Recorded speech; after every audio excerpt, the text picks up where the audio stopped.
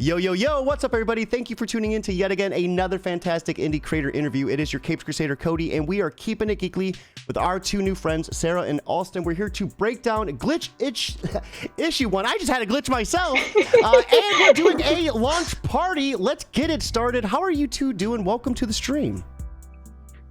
Doing so well. Very anxious, but like in all the good ways, you know. Anxious, you know, that's good though. 5 years of hard work leading up to this moment. It has to almost be like surreal, right? Like getting this to actual physical form. I'm still reeling. It's been a lot of crunching the last couple months, just getting all the art churned out like such a machine, that I'm still on the other side of like tense and tight and like, did we get it all done? Did I miss something? Forgetting. So I'm like real hyped to be on the other side of that and able to see it all lined up. It's so cool. No, that is so awesome. And Sarah, what about you? Yeah, it's been like a roller coaster. Like I was like, oh, once the comic's done, things will be fine. And then it's like, nope, prepping for the Kickstarter, and that's just like over and over and over. So I'm just happy it's out there and that people are liking it. So that's good. It's always like the worst fear of like a writer is putting something that you wrote out there, and it's like, what if people hate it? I just put so much of my life and heart into this. I can't take it. You put all your life and your heart into it and everything, and then someone very well-meaningly is like, hey, you totally like messed up the color on the jacket on page 17. And you're like, that's great, that's awesome, thank you, I'm gonna die. Hey, real quick, let me adjust Sarah's volume just a touch. Notice it was a little bit quiet. You know, somehow I missed it during my audio test. I had it like perfect. We were experiencing another glitch though, and we're on brand. Every mistake is on brand. Yeah, anytime there's a mistake, it's gonna be a glitch. So we have some hype over in chat. Asexual memes. The book looks badass, y'all. James V checks note. It's done, I'm pretty sure. And James Torres. We'll get to that. That's actually a really good question. We'll ask that a little bit later into everything. Before we dive into too many in-depth questions, let's start with the basics. You know, who are you two? Like, how did you come into you know, your respective roles creating comics? You know, what was your guys' story? You want to go first, Alston? I can go first. So my background was just, I was always into writing and storytelling. And then I've often been the friend in friend groups because I always just surround myself with writers, but I was the one person who kind of did a little art as well. So I've actually been on other, like, again, small projects where a friend was like, I had this really cool idea. And I was like, that's awesome. It sounds so cool. I want to see it. And so I would start like trying to draw it out. So I already had a little background in that, but hadn't really properly officially done a comic until Sarah approached me, and at the time I was interested in getting into animation, but she kind of came up and was like, hey, I've seen your art around. I had this script that I want to do as like a short film script for an animated short. What do you think? I've been told by some folks, I think you said that like some people had said, do your pitch as a comic and that can be a cool way to pitch it or whatever. Please mark me if I'm wrong. It's been 5 years. I'm sure I've forgotten things. But I just remember that I was like, oh, this script is super, super cool. What if you developed this and that? What about these characters here? I'd love to see more of that. And Sarah came back and was like, so I've got about 10 years worth of ideas after that conversation. And we just kept having, you know, lunches and talking about it until we were like, okay, this is no longer a 35-minute animated short. This is now like a series. Mm-hmm. So that's how I kind of came into it. But Sarah, how about yourself? Yeah, I've been writing ever since like early elementary school. I would get those like awesome author awards in like first grade, like assemblies and everything, where I was just always writing. I would ask my teacher's permission to like write fiction during journal time instead of like normal journal topics. That progressed to writing like a novel and a notebook during middle school that I'd pass around to my friends, and then self-publishing novellas in high school, and then exploring poetry and screenwriting in college. And then I was like, oh, comics is actually a really, like, I looked into video game writing. I've tried basically every media of writing and been interested in every type of writing, and that's comics awesome, has been the most fun that I've had. And it's a lot more accessible if you put in the hard work to get a comic out there than like an animated short. Yeah, well, yeah. So, I mean, people have, 5-10 minutes to read a comic, but it's harder to get them to watch a 5-10 minute animation for some reason. I don't know what it is.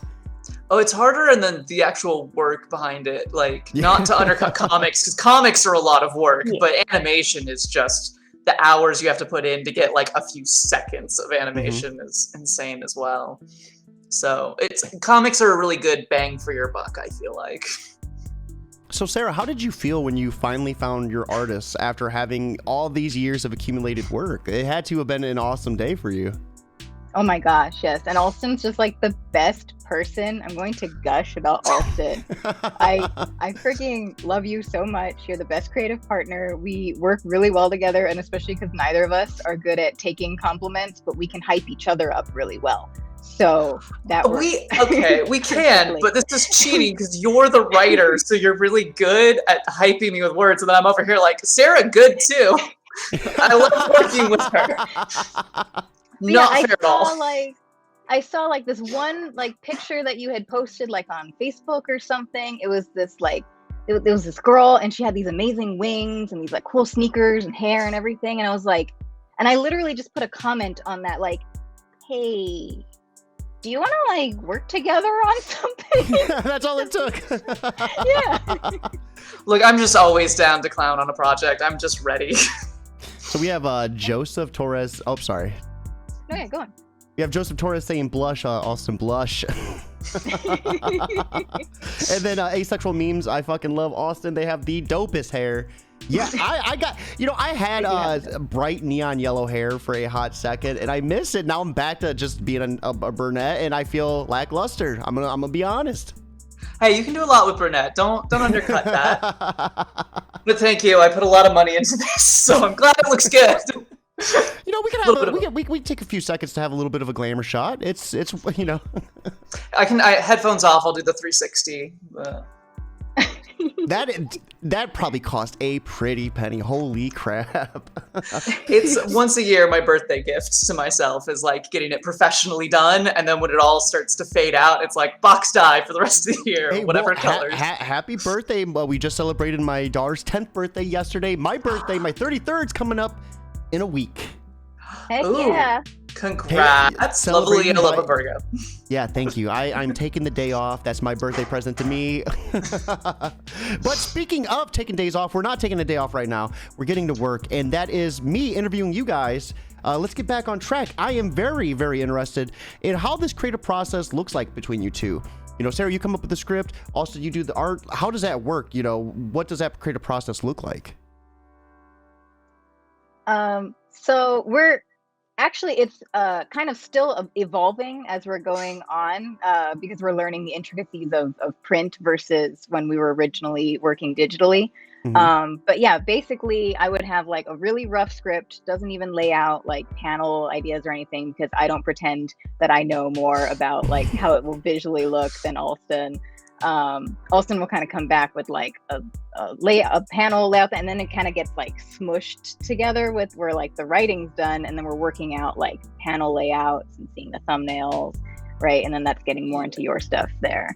Yeah, I was gonna say it's pretty organic in that sense. Like Sarah is the queen of the overarching plot and story and what kind of needs to fit in every issue. But yeah, when it actually comes down to doing it, usually there'll be a draft that's like, here's roughly what I want to get to fit in here, and we'll talk about it and be like, well, what if we add this, take out that? Then it's come back with kind of, again, a rough idea of like, this is what can happen on every page, and this is a concept of the panel layout, but definitely, there's that flexibility for me to do what I want. So some pages I'm like, I'm on the same page as you, let's do this. I'm going to tweak this panel or change the camera angle, but the concept you have is great. Other pages I'm like, what if I did something completely different? And it's very organic. Like there have been a few times where even with this first issue, there was one page in particular where up until the like sketch, like we have several rounds of back and forth, thumbnailing, etc. And we were getting up to the point where I was inking the page and I was still changing the panel layout. Like, it's smaller tweaks at that point, but you're just sitting there like I was doing it. I'm like, I don't actually need this panel here. I'm just going to cover it with smoke. And it ends up getting cut out by the time you do inks, you know? Oh, like, wow. That it sounds like an easy fix then. Like in my head, like. I'm lazy. If we're getting to that point, I'm like, there have only been one or two rare times where I was like, oh, this is really not working. I do need to erase the sketch and completely change the angle or something. We're going to put a fire here. There's going to be a fire here. Yeah. But there are times where you're like, in early stages, I really think I need something, or in later stages, you're like, oh, this was really coming across in the thumbnail, but now that everything else is in the panel, like, I'll swing back and be like, hey, can we add a line of dialogue here? Or what if I change and add like a background element there to really make sure that this is coming across? So it's a very amorphous process in that sense. We have asexual memes. There is no end to editing. God bless that. There really isn't. Even on my end, like I edit these interviews and like put them out post-production with background music and nice little like, you know, transitions and everything. And it never ends. I can't even imagine what it's like for you two. Now, I do, you know, I want to ask this one question in particular too. For this kind of being your first like major comic, seems like you have a lot of trust in your artist. You give a lot of control to your artist. How's that work out for you? Like what's the importance of doing that with your artist? Because I know there's a lot of other people on the other side of things that really want to dictate what happens in the panelings and stuff. So I guess like, what's the importance of giving your artist that creative control like that? I trust Alston implicitly with like every time I throw Alston an idea of like a kind of character or something, they always provide me a design that's even better than anything I could ever imagine. And as that has just happened over the years more and more often, I'm just like, okay, here's like the really important like little details that like I know just for like plot purposes need to be included in here. But I acknowledge like my strong suit as a writer isn't necessarily like the strong like visualization of it. So basically, as long as like the important bits of the narrative and it still makes sense are there, I let Alston just go for it, and it always comes out so much better than anything I could dream of. Like, that's awesome. Always, 100%. I'm going to undercut Sarah's as a titch to add that there have been, to be fair, times where I feel like at this point, again, we've been working together for 5 years, so it is easier to do that when we've sort of established a look for Glitch. But like we did early on have lots of back and forth, and we did have a lot of things where it's like I'm kind of designing in this direction and Sarah's like, oh, I really see it more in this direction. So I also want to add that there is a degree of the amount of time that we've worked together. We've gotten to a point where we have a sense of what we both want out of this. Mm-hmm. And so there's still times where it's like we're not quite on the same page, but we're much closer now from the get-go, and it's easier to be like, yeah, that's what we were thinking of. So don't give me too much credit. We've worked together. Awesome. We've built it. I just cry of happiness every time I see your art designs. I'm sorry. It's fine. Also, I want to add, Sarah has a very visual writing style to begin with. So we've talked before, but like, don't you always say one of your big inspirations is Hayao Miyazaki, who's not even a screenwriter, or like Mad Max Fury Road? Those movies, and I'm inspired by it, and I'm like, oh wait. Okay. But because she's always had a very visual, like there's some other short stories that if we ever have free time, I would love to do comics for, where they're just so beautifully visual, even in the early drafts, that it's easy for me to imagine what she's probably trying to write, and then it's all a question of, does my art skill match? Can I put that on the page properly? That is so awesome. We have Joseph Torres. The art in the comic felt really appropriate, thematic. I would agree too. I think the art and the story was like beautiful. I had the chance to read issue 1. Thank you both for the chance to read the PDF. I really appreciate that. James V, Sarah, and Alston are both really great at collaborating. Yes, you two seem like you have like one of the best like relationships I've ever seen. It's awesome. Like the way you both like organically like just like vibe off each other. That has to be awesome, like in even terms of just working together. You know, it seems like you two are best friends. If I could hang out with Alston every single day, like we did at work, like because we were on the same lot before the pandemic, and then the pandemic made us all work from home, and I'm like, I don't see Alston at lunch anymore. So you two actually like live like kind of close? No. No. Well, That's the technically problem. yes, but because of LA traffic, no. Okay. No, it's a lot of. Anytime we're supposed to have a team meeting, we sort of have to book an hour to catch up first and then hang out and then actually get work done. No, that is so cool. That is awesome. But it's actually ironic because I feel like we got along, we worked together before the project, but ultimately like we were not necessarily like super close friends. I feel like we were friendly, but then it's been working on this together that I'm like, hi, I would live and die for Sarah. It's great. Big fan. We have Merlia, I'm really sorry if I'm mispronouncing that, waiting for a print copy. Well, that's awesome because we are going to be going over something here pretty soon, so stay tuned for it. Asexual memes, free time. Don't. I can actually take that to press launch. So it's launched now. That's that. So Kickstarter is live. We will be going over it here in just a few seconds. Asexual memes, will you be taking Glitch to any comic conventions, perhaps LA Comic Con in December? Fingers crossed. We have an application in. I don't know exactly when they like let people know when they've got an internet. Probably when I have more mental bandwidth, I will like send a follow-up email to them and bug them and be like, hey, when should I? I never thought about that, but like I do need to upgrade the RAM in my head because I cannot remember anything for the life of me. Yeah, our whole goal and hope is to have print ready for LA Comic Con, but it is making sure that we get confirmed and preferably earlier than WonderCon, because we were there this year, but we did not know we were going to be at WonderCon until like 6 weeks before WonderCon. Oh no! Our confirmation email got lost in the void of internet space, and it wasn't until I like checked, like just to, like I'm assuming if we don't hear from you, it means we didn't get in, but I just want to double. A few weeks, and they're like, no, you got in, here's your, and I'm like, oh, okay, we never got you were all ready just to accept defeat. You're like, oh god, maybe, and then it's like, oh god, I was accepted this whole time. Well, the wildest thing is it's because it was all the COVID stuff. We had been accepted previously for the WonderCon 2020, but then obviously kind of kept getting canceled and postponed, so yeah, we were just like, presumably it's happening this year because they've announced it, but we never heard anything, and we were sorry. That was a chaotic like 6 weeks where we're like, oh shit, we scramble, we'll make this happen. But it sounds like you made it happen though, and that's like the beauty of it, right? Is like getting it done. Like there's been there was one time I got off work and I just started doing contributing for Comic Book Yeti, and I remember I was knocking out an interview and they were like, hey, if you want to take on this other one, you can, feel free to say no. And I don't like saying no, so I'm like, yeah, we'll knock it out. Like 2 in the morning, and I still have to stream on Twitch. I'm like, all right, let's knock out a 2-hour stream. 4 in the morning, I'm like, I should not have done this. Should not have done this. So before we dive into this Kickstarter, what is Glitch? I mean, we haven't even really talked about the story. Can you give us a little bit of what Glitch is about? All right.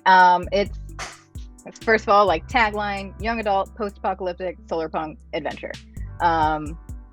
We want to tell a more vibrant, bright version of a post-apocalyptic story, and solar punk was kind of the perfect, relatively newer genre to help us accomplish that by focusing on renewable energy, having a more optimistic outlook, an emphasis on like community, and like working with the environment rather than like against it, and things that, where you see like grimy cities and things like cyberpunk stories and stuff, which I am still a sucker for cyberpunk and all that, but it's much less gritty, much less dark, a lot more optimism and bright So colors. I've never heard of solar punk before. That's basically just like the definition in a nutshell? Basically, it's been around since like I think the 70s with like art style. It's inspired by Art Deco and it's like Art Deco and Art Nouveau are the most common forms, but it's still like a very new genre. So it's like any of the side, like that's kind of the usual, but it's just the kind of general concept of merging technology and nature. So it has more of that rural feel or more of that like urban gardening feel and stuff. I feel a little bit better when you were like, yeah, it's from the 70s. I'm like, oh god, I should have definitely known about this. It's been a very like small, like I've been hearing about it since probably 2015. You'll see the odd art post here and there. Once you hear it, you'll start seeing it everywhere. Like I think there was even an oat commercial or something that came out a couple years, like oat milk or something. Somebody went and made this beautiful animated commercial. Then somebody else went and edited out every single mention of the product. And it's just this beautiful, like, 1.5-minute animation of like a somewhat rural life with all this technology and everything. It's gorgeous and it's solar punk, but it's not necessarily called that. So like that's what I think is happening with solar punk, because you actually do see it around a lot, but the term isn't always used. And we weren't using it when we first started because we hadn't even heard about it. It was a friend of ours, I think, had sent us like a link to like a solar punk literature contest or something that they're like, oh, this sounds like glitch stuff. And I was like, oh, we finally have like a genre that we can refer to this as that's not like cyberpunk and feels completely wrong, because this is not cyberpunk at all. This is amazing. Fantastic. Hey, asexual memes, your collector tier is sold out. Oh wow! Okay. What? Thanks. So I think right now this would be the perfect time. Let's go ahead and just segue right over to the Kickstarter and check it out. Look at that, $336. Holy crap! Incredible, incredible. Here is the link for anyone that is watching. Be sure to check this out with us. If you're unable to back, share it on Twitter, share it on Facebook. Word of mouth is 100% free, and you might know someone who's going to love this story. I definitely loved it. I had the opportunity to read it, and it was a phenomenal read, and I can stand behind it and say you guys you'll definitely love it too. So we are looking at Glitch issue number 1, a post-apocalyptic solar punk comic. Embark on a wild adventure about found family, self-discovery, and humanity in the last bastion of life left on Earth, the Wasteland. Currently at 381. Congratulations, you literally just went live. That's awesome. Of 2,500 goal. 5 backers with 29 days left to go. Getting tongue-tied, glitching again. Let's go ahead and check out this video if you guys want to. Sure, yeah. So you won't be able to hear it, but we'll be able to hear it loud and clear. Just to give you that heads up. Sure.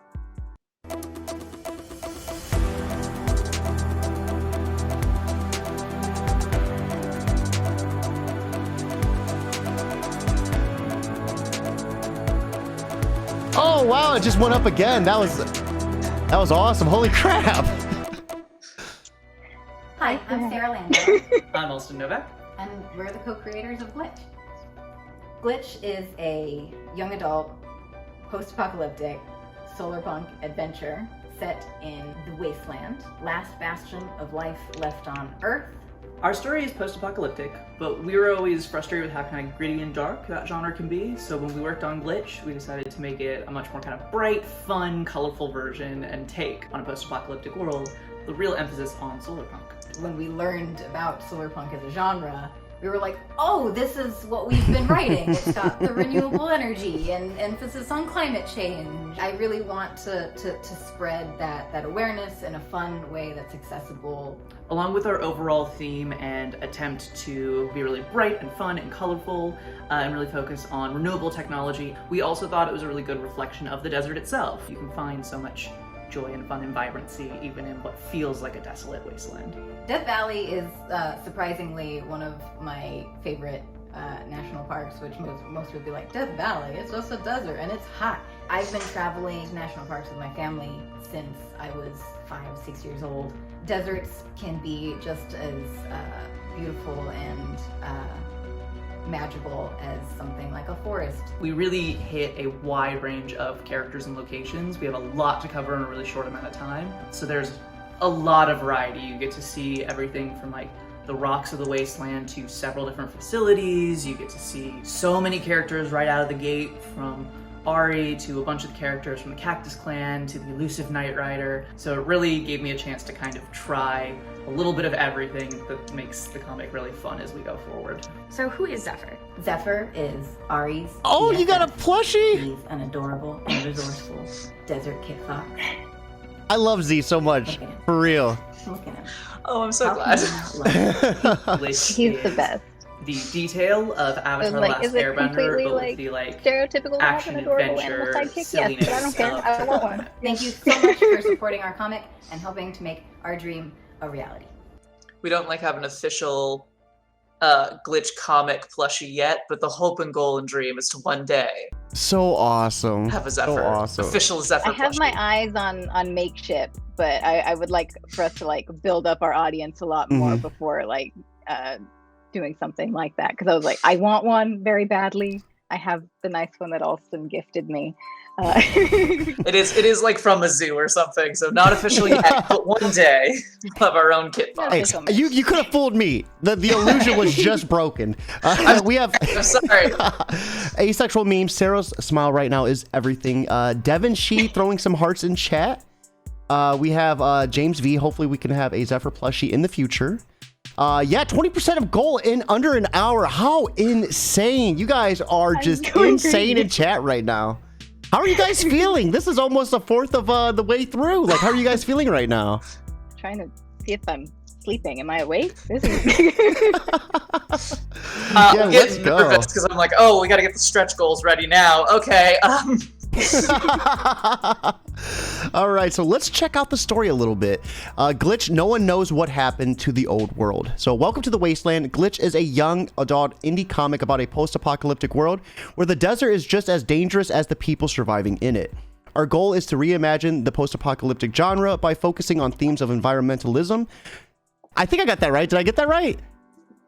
Environmentalism, yep. Yeah, sometimes words are just hard for me. We have very big ones. That's our fault. Yeah, I was like, man, there is more than 3 syllables here. I am going to fail. Our small team of Los Angeles locals have been working on this comic in a digital format for over 3 years, and we're excited to bring this vast new world to you in physical form for the first time. So this is so awesome. How many pages is it going to be? Oh boy. Well, the first issue is 28 story pages. We did the slightly longer than average for a first issue, and then we're aiming for each consecutive issue to be around 24 pages for a 6-issue total first volume. That's awesome. Which is completely outlined out, and issue 2 is currently in production. So it's like, it's happening. Then again, Sarah has about 10 volumes worth of content coming down the pipeline, so it'll be a bit for the full story. We have Caitlin over on YouTube saying, let's go. Calculus saying it was all a dream. Joseph saying it's happening. And then Jonna, sorry if I mispronounced that, y'all rock. The Eco Toad is an awesome idea. This sounds amazing. You guys could read this for free with a free PDF available at wastelandcomics.com. Right here is the link to get that digital download. Be sure to check that out as well. I always love when people offer their comics for free. You know, what was your reasoning behind that? Well, at least from my standpoint, I was just like, being realistic, almost nobody has heard of Mir Alston in the comics community right now. And we have this story that it's a unique concept and the art's really great. And the story's good too. I'll say that before Alston jumps in. That's fine. But I was just like, I don't know if people would be willing to take that leap to pay money instantly for a comic from people they don't know in a genre they might not be familiar with. So we kind of wanted to just give it as a gift to people for giving us a chance early on. And once they fall in love, then they'll want to hold a copy in their hand, which we can't give away for free, but you know. No, that is awesome. That is awesome. So you can download this PDF of Glitch 1 for free right now on the website. And like they said, issue 2 is already in the works as well. So how long do you think it'll take for issue 2 to be ready for digital? Excuse me. Probably we're aiming for a few months, right? Yeah, we've got a better idea now how long a comic is going to take. So I'm going to say at this stage, no sooner than next summer. It'll probably be another year. But if we are faster than that, that'd be awesome. No, that is awesome. And I love that you two are finding out what works best for you. What are some of the changes that happen along the way from issue 1 to issue, from issue 1 to issue 2 that are kind of helping you do it a little bit faster? Sorry, my Discord blew up. Yeah, I'm sorry. Everyone got very excited. Can you repeat the question? I'm so sorry. I'm No, you're fine. You're fine. I'm excited too. You guys are killing it right now. Yeah, I've Kickstarter up in a corner and I'm just losing my mind. Thank you again, everybody who's already contributing. Holy wow. Are you guys? What? Sorry. I'm very excited, but I'm also just 322. Oh my god! Wait, what is happening? Yeah, You like quite, here, what, 2,322 right now. You're almost funded. Jesus. Okay. Well, thanks everybody. Oh God. This is insane.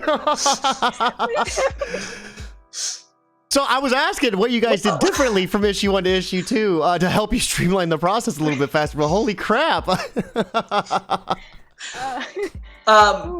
So when we were originally doing it, we actually honestly had a pretty tight timeline, even the first time around when we were doing this story.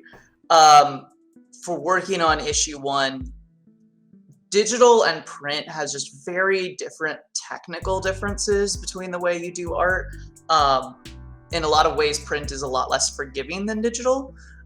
So there was just a really high learning curve. So a lot of the streamlining was just like learning the rules with the pages. So for instance, my process is usually I would love to do all of the sketch for the entire comic, then all of the inks, then all of the colors, because we were trying to figure out what this was all going to look like as soon as possible. And we also wanted to share stuff with the people who were following us and were excited about the story. We really focused initially on just do the first page from sketch to finished color all at once. And then after that, it was like, okay, now do the next pages 2 to 6. We figured, or 2 to 7. We figured the first 7 pages of the comic were like a good little nugget of a story that we could, again, share to show our process. So we were going from the first page to the 7th page, all the way through, and just learning like what is it we need to do, what are the changes we need to make, and then how can I do that faster?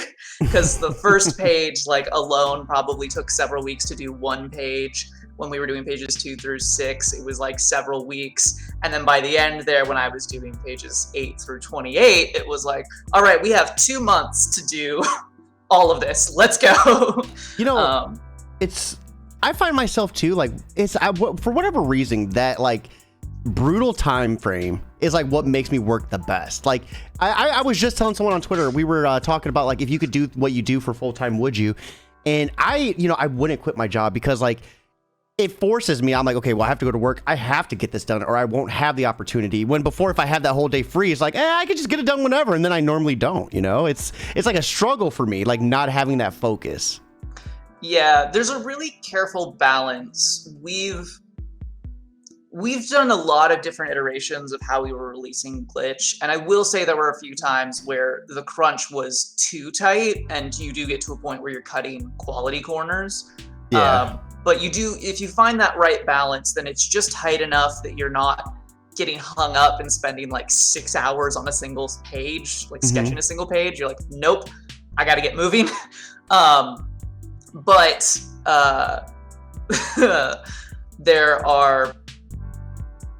there's also that time frame which is too tight and you're burning yourself out and you're like, I never want to do comics again. So there's a balance. There is a time frame balance. Ooh, so we just got an interesting comment. You guys are fully funded and beyond, so almost up to 3,000 right now. Okay, well, I have to make new stretch goal graphics. So how are you guys feeling right now? You guys are funded? Oh my gosh. Under an hour. Everyone in the chat, you guys are mad lads.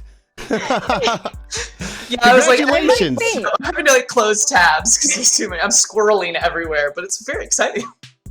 Holy crap! Congratulations. How do you guys feel? You have everyone in chat right now rooting for you. If what would you like to say to everybody? Thank you. Incredible. Big thanks. It's like we haven't even gotten to the rewards yet or anything. Yeah, we haven't even taken a look at what you're. We got the first stretch goal now. I can't. We're gonna need to stretch our stretch goals. No, it's great. This is like the opposite of the problem. We had planned like more ones. We're like, no, that's too ambitious. We'll like lower our stretch goals. And now you're like, we should have. Okay, straight up. I know we're goofy, but this is the hardest part of anything. Like, pro tip for anyone who wants to get into comics or any creative thing, whatever. The most stressful part is the first time round being like, I don't know what people are going to be willing to pay for something. Like, you're making these reward tiers and you're over here like, is this too high? Is this too low? Is this enough? Is this too many? Like, what the fuck do we do? So there's very much been this anxiety in the group because we have like two other folks on our team, there's been a lot of anxiety of like, what are we gonna do? What if we don't hit funding? What if we're just not broke 3,000? Let's go, baby. Yeah, I know. I'm like, in less than an hour, we did it. We crushed it. All that anxiety for nothing. It's great. This is so awesome. We have Caitlin in chat. Give Alston and Sarah a year off. Calculus, let's make them cry even more. James V throwing some tadas. Jana throwing a woohoo. Do not underestimate the power of 20 people. This is probably the most people I've had in chat in one live stream, so this is a big celebration for me too. Let's go. Hell yeah. Yeah, we were like, we've been live for 37 minutes. Dang. Yep, great, gang. Thank you. Yeah, asexual memes never lower your goals. Your work is valuable. Absolutely, absolutely. So let's actually kind of dig in a little bit deeper. We haven't even really cracked it too much. So right here is a look at some of the interior pages, and holy crap, are they gorgeous! I love everything about this. Alston, are you also doing the lettering, or do you guys have like another like letterer on the team? We have a letterer, so James Vandera does all the lettering setup and tweaks and the font choices. Like, he'll place for any of the sound effects, he'll place all the sound effects, find the fonts and everything. If they've been like colored and painted, I've usually then, you know, done effects over them to make it match and gel with the page. But now he does all of that. It's incredible. I am a sucker for it. I love this from Dusty, like the text exchange, like how you see this little like bubble popping up right there. Like, I am a sucker for those type of visualizations. James, you just absolutely killed it. Absolutely killed it. And I love Welcome to the Wasteland. The design of this glider was just so awesome too. What was some of your guys' inspirations for like the look and the feel of this? That one in particular, Treasure Planet, 100%. I'm not going to pretend otherwise. That is, I changed the color so it didn't immediately scream Jim Hawkins Solar Surfer or whatever they call it, but it's 100% Treasure Planet. The rest of it, kind of a mix of things. I definitely, a little bit in this chapter and then in some future locations, I'm trying to pull from sort of like Western films, but especially like my pull is, you know, a lot of, I love like 90s action adventure stuff. So like Wild Wild West, you know, where it's a little campy, it's a little outrageous. It's not necessarily 100% accurate, but it's fun. Yeah, so, it is. And then for the sci-fi stuff, so a lot of the costume design we figured out years ago, and at this point I don't really remember what exactly I was pulling from. I think I was just slapping stuff around and trying to like, everyone had goggles because I was going through a goggle phase and like sort of aviator vibes. It does. Like I was later like, oh no, this is great. They're like covering their face from like sandstorms, and like we do eventually in the comic, there's like flashbangs and different like lights and sounds and things that you'd be like, oh yeah, they would absolutely use this for protective wear. But let's be clear, it was like my 13-year-old weeb self that was just like, everyone needs goggles because I watched Naruto at a formative age. Like, I don't know. Speaking of weeb self, I mean, my logo has like the Sharingan and Renegon in it, no big deal. But I was gonna ask, the arm, is that Full Metal Alchemist? Like, Yep. It's gone through a lot of design changes.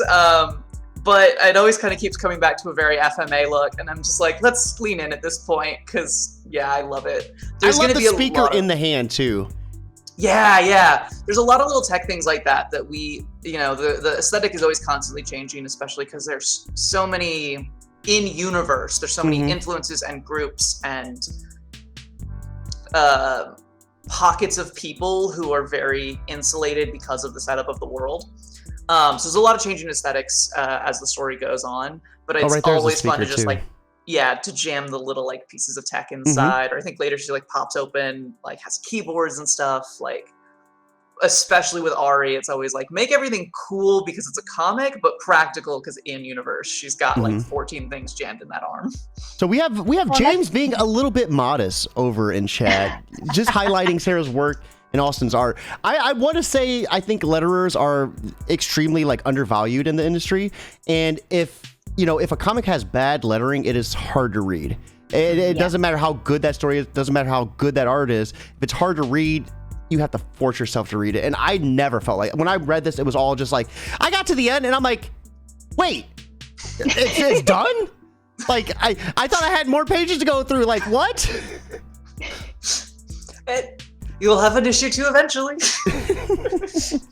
So now that we are fully, let's take another look. Fully funded beyond. Let's check out some of the goals and rewards. Yeah, 3,200. Holy crap! Almost 1,000 pass goal.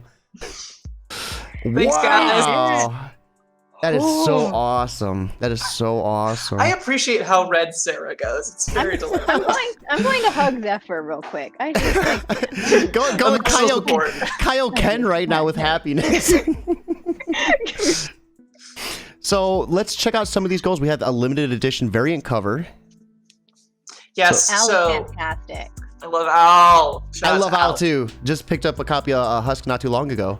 Yeah, their art is incredible. I've had the pleasure of being able to read Husk and get a lot of spoilers for where it's going, which I will never share, but it's great. I'm so excited. Let me in! Sarah's happiness is over 9,000. Sworn to safety and secrecy.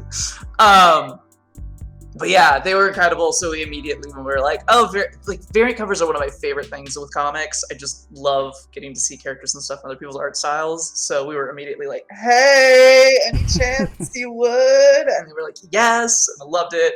It's incredible. It looks so good. Anyway, shout out Al. I love your work. Everyone go check out Husk, please. All right. So do all these and reward you can only tiers... get that cover in this Kickstarter. So Ooh, now's your Kickstarter chance exclusive. to get it. Yeah. We have Jasmine Belenis, sorry if I mispronounced that, saying hi with some hearts in chat. Welcome to the stream. How are you doing? How are you doing? So do all these reward tiers coincide with the ones on the site as well? Yes. Yeah. Okay. So the ones on the side have like a little more detail, but like those are like the basics. Yeah. Okay. So I'll name them off. If there's more detail, just feel free to interject and you can break it down. So we have a scavenger tier. So you get a signed glitch #1 PDF for $1 with special thanks. Awesome price, $1 for the PDF signed. Like, that is awesome. Yeah, and we'll be adding all the backers' names and into like right now we have our acknowledgement section in the actual PDF that you can download on the website, and we'll be adding a special thanks with all of our backers to that page for that PDF in particular. So for $5, we have the Bandit tier. You're going to get a Kickstarter exclusive digital wallpaper. Both for tablet, of course, and desktop and phone. And then we have the Adventurer tier at $10. So you're going to get a print copy of Glitch Issue 1 standard cover. And then do all these tiers, do you get like the one underneath it as well? Yeah. For the most part. There's a couple where it doesn't quite, so it'll say like Bandit tier rewards plus. Yeah. Okay. Yeah. It gets a little weird, but... Hey, it's no problem. And if it gets weird, just feel free to get in there and, we can get weird with it. Not a problem. We have the Explorer tier for $15. You get a print copy of Glitch 1, the variant cover. So this will be the cover right here. Yeah.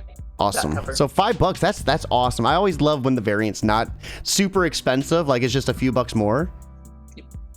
So that was our goal. We have the Vigilante tier at $20. You get the Zephyr sticker sheet and vinyl sticker sheet as well. So two sticker sheets? That one adds there's 2 vinyl stickers and then 1 sticker sheet with a bunch of Zephyr stickers because Zephyr's adorable. Yeah. And that one upgrades you to a signed print copy of the standard cover. For $1,000. Oh, go ahead. Oh no, and then Warrior Below is the same deal, but with the limited edition variant cover instead. So it's kind of like our branching tiers, where it's like, oh, you want to go the standard route, or you want to go to the limited edition route. No, I will say I love how these are all like color coded like this. Like usually, like people have their individual, and it's a nice scroll, and it's very easy on the eyes, like with all the different colors and stuff. We have Joseph Torres for $1,000. They'll replace your arm with Ari's arm. For the speaker built in, that might be handy, like a little Bluetooth speaker on the in the palm and a keyboard. I always could use a keyboard on the go. I'm pretty sure I saw a Pokemon movie about that once, and ever since I've been like, I want a keyboard on my arm. Just please give me cell phone, but as a wristband. I want to say there was one point in time there was technology where it's like a bracelet and it like holograms it onto your arm. Like we have the technology, we have the capability. Yeah. We have the capability in Popular Science magazine. Out in the real world, I don't know. I feel like we'll find out. And I love good hologram tech. There's a reason there's so many holograms in Glitch. I'm just like, let's go. All the holograms. So we have the Survivor tier at $50. You get all the previous rewards in the Wasteland Comics cotton tote bag. So what's this bag going to look like? we're gonna have our logo on it. It's going to be a nice like natural color, heavy duty, so not super thin cotton tote bag. And the nice thing about it is if you come visit us at conventions and stuff with that bag, you'll get discounts on any merch at our table. Oh, that's so cool. To show it off. Yeah. And it'll have the logo of the Wasteland Comics logo that you see there. Oh, that is so cool. So we have the merchant tier, $50 retail pack. You get 10 copies of issue 1, 5 copies of the variant cover, excuse me, and then 1 launch poster. I like that tier. I'm always a sucker for like retail shop tiers like that. This is awesome. So what's this launch poster look like? We'll be doing the standard cover, and it'll have like our website and everything. Basically, all the information that a store would be able to put up the poster, and everyone would have all the information that they want. Websites, QR codes, etc. Yeah. So the metalhead, you get a limited edition aluminum print for $80. I do. These aluminum prints are so awesome. They are. They're so good. And it's potentially extra limited edition because did we find out the shop? Yeah, our original supplier, because we got these printed a while back, and I don't think they're in business anymore. So before we get any more aluminum print, we need to find a new supplier. So very, very, very limited. There's a reason James. We have James V saying eco-friendly totes as well for the bags. Mm-hmm. Yeah. Oh, that's so cool. We have my friend Ian over on YouTube stopping in to say this looks cool as well. Yeah, dude, so awesome. I love those interior pages a ton. You have a nice tier right here, the hero tier for $100. So what's this all about? So the hero tier, you'll get everything in all the previous tiers, and you'll also get a producer credit in the comic, because giving us $100 is like, wow. But now we're seeing like all this, and we're like, oh, okay. Should have made that producer credit $200. And then we are finishing strong with the collector tier. You get the heroes reward plus a Cactus Clan custom character commission. Say that 5 times fast. Holy crap! For $150. The 8 proper C's. And so will this be happening in like issue 2, or where can they see this character up here? Yeah, so our deal with it would be we would design you or someone you would like, a family member, friend, as a character in issue 2 as one of our kind of background Cactus Clan kids. But then also, so you don't have to wait until next year for that, we would do kind of a small, you get to see sort of the design piece and get that as like your final commission. You get kind of like turnarounds and little extra like notes about how their designs work. So cool. Use the example of Rex here of how you kind of break down, this is how many spikes are on the helmet, this is how the backpack fits, and those kind of details you get for your character. So the Cactus Clan, I really liked them. I thought they kind of gave me like Team Rocket vibes almost, if I'm not mistaken.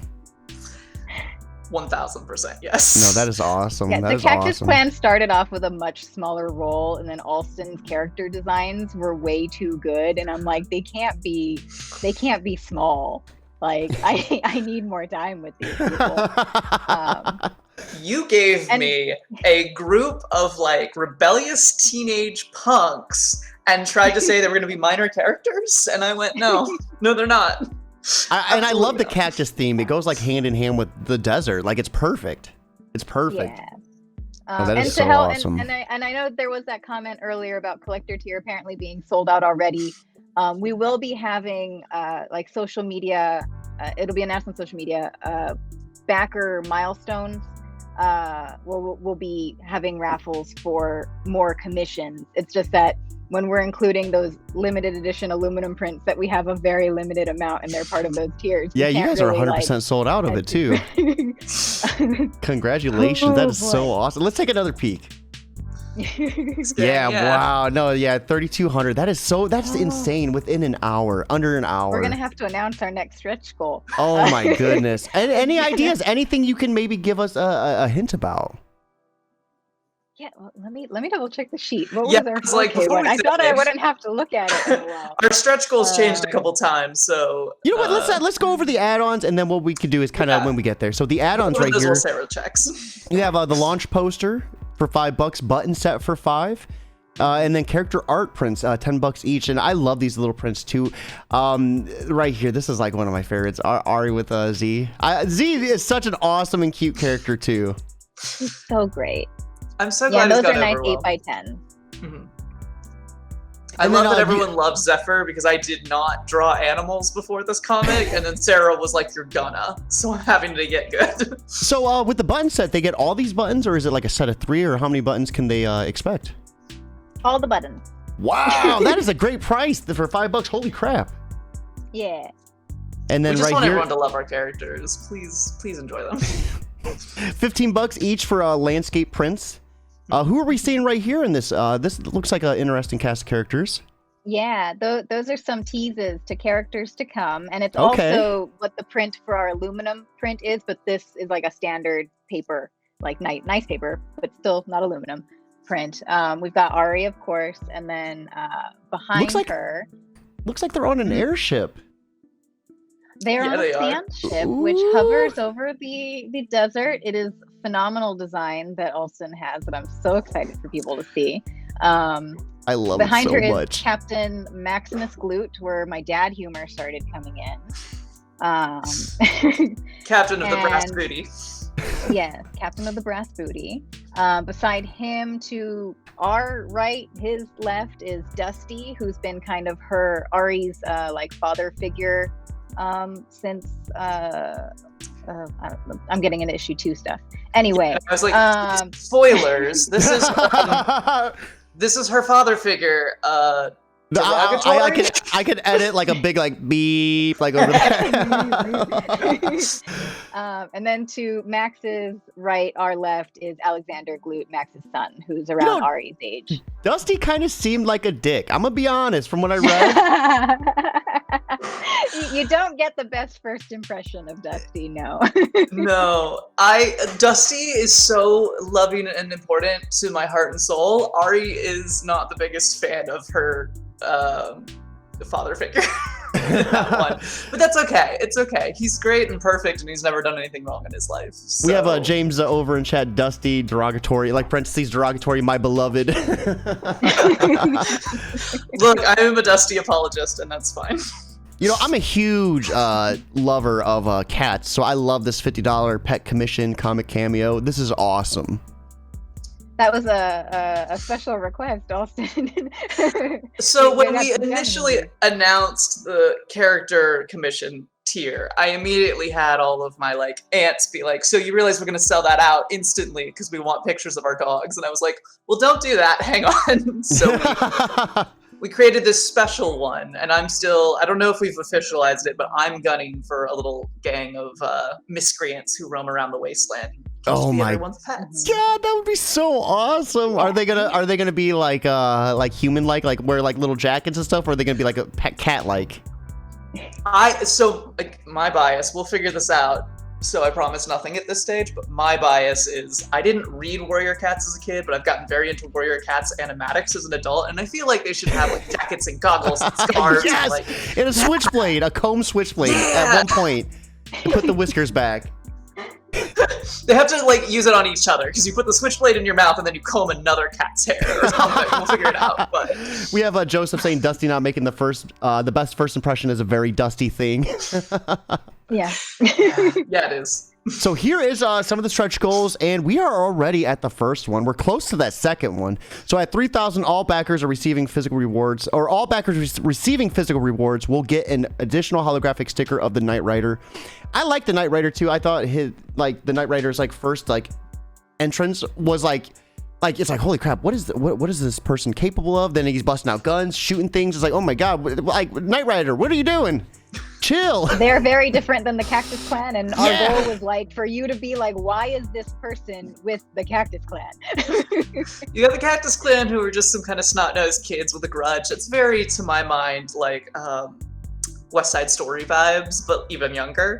And then you've got Knight Rider being like, gun. Yeah, James. We have James Knight Rider, fearful, my beloved.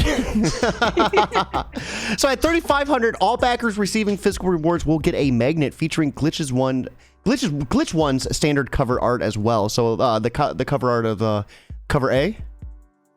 Yes. Yeah. Okay. And then I guess if we want to sneak preview the next one, just because like that one we almost have it. I have it pulled up. 4,000 will be a Cactus Clan hard enamel pin. so you can represent the Cactus Clan. Let's as go. We have lots of different factions that will be introduced as the series moves along. So that's kind of our goal, is to have little like faction enamel pin collections. And the Cactus That's so Clan will be cool. our That is first so one. cool. Awesome. And then here is a look at the creators as well. I love this art so much. You have such an awesome style. Thank you. Right? It's fun and a joy to get to draw your friends. That is always the best feeling. So Sarah, go ahead. Feel free to introduce yourself. Hi, I'm Sarah, and I'm very happy and on cloud 9 right now. It's very hard to concentrate. I like to write. I like to play D&D. I like to travel. I'm just a general overall nerd who drinks too much tea and is trying to get back into yoga. Austin? She can do them deep squats. It's very intimidating. I would probably throw my back out trying to even do any sort of stretch at all. So that's very impressive. But Austin, what about yourself? Hi, I'm Alston Novak. As you can tell, I cannot take a normal picture to save my life. I don't know what I wrote there, but probably what I wrote there. I'm terrible at describing myself. It's just, I like colorful hair and pirates, and I'm very excited for this solar shit for that reason. I gotta ask you real quick. Is that any Borderlands 2 influence at all? Oh, yes. Yes. I love Borderlands 2. I love it so much. We're just firing on all cylinders right now. I'm loving it. This is okay. So backing up to your early question of the other nice thing about Sarah and I as a partnership that was completely not intentional, obviously, but she very much has the video game background. So any video game influence, I've not played it. I don't play very many video games. But Sarah will have knocked them all out. And it'll be like, does it have this thing? And it's like, yes, Sarah's played that. It 100% influenced. And then we both have the animation because we're both nerds about that. But animation and like, again, 90s films is where I'll bring it in. But it's a good balance so cool. while being very different. Complementary, I think, is the word I'm looking for. No, that's awesome. So give us a breakdown of James. We have James in chat. Let's break down who James is. James is our project manager, is incredible, and puts up with us getting completely off task for about 2 hours at the beginning of every hour-long meeting. So rock star. I feel like best described as a Virgo. Just on top of it, tight, can do a tight pen. Yeah. It's a great person to have on your team. Especially with people like me and Alston who get off track very, very easily. Yep. Excuse me. And so happy birthday or happy upcoming birthday, James. Yes. Should be coming soon. And also did the edits for our video that you guys saw at the top. That was awesome too. Very awesome video editing. editor. He does everything. Actually, is the one who did these profile cards. So great, and D&D nerd as well. And let's finish off with DD Denise. Didi's great. Didi is social media with Sarah, and is just an incredible, lovely human, and I love her very much. You should give a normal human breakdown of what she's like. Just like, my sweet. Mm-hmm. No, that is She's so awesome. Just like the most delightful, encouraging person, and has so many cool ideas for art and things that I wish I could draw as fast as she comes up with concepts for social media. So hopefully, if you see like new art specific social media coming down the pipeline that looks cool, it's because she concepted it. Like we did some boba art a couple months ago that I was like, I love this. I need more free time to draw more of your ideas. That is so awesome. I love it. So here is another look at the creative team. I just love this banner right here. This art is so awesome. Thank you. And let's check out the plan. So once funded, you are funded. So we need to cross that off. We're going to coordinate with printer Comics Wellspring to begin the timeline. Estimate all items to be delivered to backers by early December, which is going to make this a great gift for the holiday season as well. So feel free to back it if you haven't already. And once again, you know the drill. If you're unable to back, just share it. Share it on Facebook, share it on Twitter. Word of mouth is 100% free. So once you're ready to ship, you're going to send the shiny new comics out in a Gemini Flash mailer to keep them as safe as possible in transit. And you both are working to be as eco-conscious as possible when it comes to shipping materials. So what does that look like for you? Yeah, basically we're trying to find like materials that are easily recyclable. We don't want to be using like any like packing peanuts or anything like that, like anything that's a paper alternative. I found this really cool site. I think it's called like Eco Enclose or something, that they offer really nice like water activated tape with like ink that doesn't get in the way of the recycling process and everything. So yeah, anything that just helps it be as minimally environmentally unfriendly as we can with shipping. That's awesome. Especially with the whole solar punk theme. We're just like, if we can be as eco-conscious as possible, that would be fantastic. And then with the Gemini mailers, I've seen so many horror stories of people's shipments coming in and the comic is like ruined because it wasn't properly packed. And I'm like, let's do the good stuff. No, I love that you're keeping to the eco like climate changes as close as possible, because it's not punk rock to not stand for what you stand for, right? You got to stand for it. And then risk of challenges, so you guys can't predict global pandemics or paper shortages. So anything like that, it's just simply out of your control. Yeah, but otherwise we see this as very, very low risk, because again, the comic is done. So all we literally have to do is send it to the printer. And now that we know we're funded, we're like, oh, okay, there's no guessing. We can start doing that now. Getting the ball rolling. I'll do some soft proofing. We have asexual memes. I love that. Net zero this shit. That's so awesome. So we are finishing right now, $3,308. Holy crap. Holy crap. Wow. J. Michael Miller over on YouTube. This looks so great. An hour, we funded almost 1,000 over it. This is insane. I'm getting raided over on Twitch by Spudgun123. Thank you so much for that raid as well. So yeah, let's go ahead. We are going to close out of this and let's get ready to finish strong. So now that we've gone over the Kickstarter, both of you funded successfully within an hour. Crushed it. How do you feel? What do you want to say to anyone that is on the fence about backing this awesome comic? Oh boy. We had so much fun like creating this story and making this to share with everyone, that we can only hope that even half of that amount has come through in the actual product for other people to enjoy. And I mean, I'll be one of the first to admit I'm relatively new to comics in general. I didn't like grow up reading comics or anything, so I hope that this is like a good gateway comic for people who may be on the fence about just reading comics in general. That there should be something for everyone to like in it, hopefully. Yeah, I would just say, you're going to be getting it because it got backed. So there's that. Am I not? So please feel free to back with confidence. But no, same thing. Like in the sincere corner.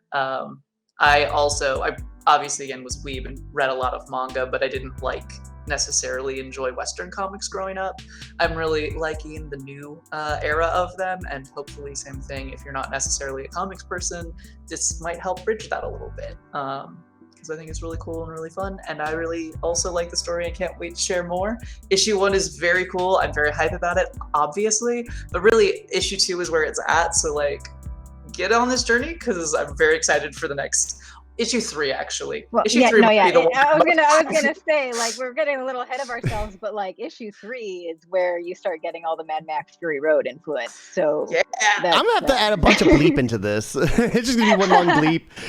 And quick correction, it was Random American 3000 for the race, so thank you for that rate. Sorry about that. I don't have notifications on when we do these live streams because I don't want it alerts to be taken away from the image. So I really appreciate that. Dan Price over on YouTube throwing some congrats in chat as well, and then Asexual Memes. It's cool. They're gonna push them off the fence. So Ethan Fester saying can't wait for more. Absolutely, this has been such an awesome interview. I can't believe you guys funded. It was half an hour, 20 minutes. I don't even know. It was incredibly fast. Thanks, everyone. Yeah, remarkable. It was almost 1,000 past goal within an hour too. You know what I'm gonna say we're really close to that 3,500. So if you're on the fence, push us to that next stretch goal, y'all. Help them. What are you doing? What are you doing? Get us toward the pin, and then we have other really cool. I mean, we have more really cool stretch goals like planned. All the ones of the tiers we announced, we have products planned. We just haven't announced them yet. So, and we have really Seven cool Wolves things, and I want to make them. saying congrats over on YouTube as well. This has been such an awesome talk. Before we end things completely, though, I always love asking a question in particular, because as much as this is a podcast to really promote you and your book and everything in between, it is a nice learning tool for anyone that might be new or even maybe just struggling. So for anyone that is watching, and let's say they're struggling with getting their idea off the ground, what type of advice would you offer them to kind of help them get pushed through it? You know, just to get started. For me, I would say really lean into like what made you fall in love with what you're doing, because there have been so many like super late nights and feeling really burnt out. And like, I know it sounds crazy seeing like these numbers right now, but there were like few days in these past couple weeks where I was just like, I don't know if anybody's gonna care about this. I don't like what if we fail? Like there were all these dark thoughts going through, and like just not. But I was like, well, I really love it. And I think if I didn't love what I was doing as much as I did, I might have just like given up before even trying. So really, really lean into that passion. And I guess other people, it's true, they pick up on that passion, and it spreads. It's a nice thing. Words are very hard right now, which is embarrassing. You just fully funded, though. I mean, it's completely understandable. No. To add to that, I would say, I think the best way to get things done and to encourage yourself is to find even literally one or two other people who get hype about it.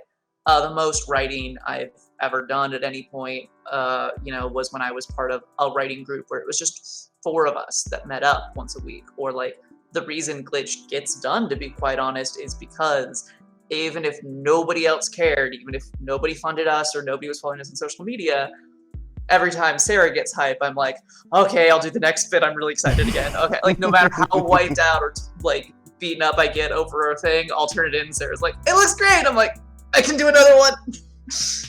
So having somebody who is excited and hyped with you, even if they're just hyping you, is honestly incredible motivation, and somebody to be accountable for when you're like, hey, I'm gonna get this done by Friday, and then you're like, okay, maybe there's some medical emergencies, it'll be Monday morning, but it'll get done.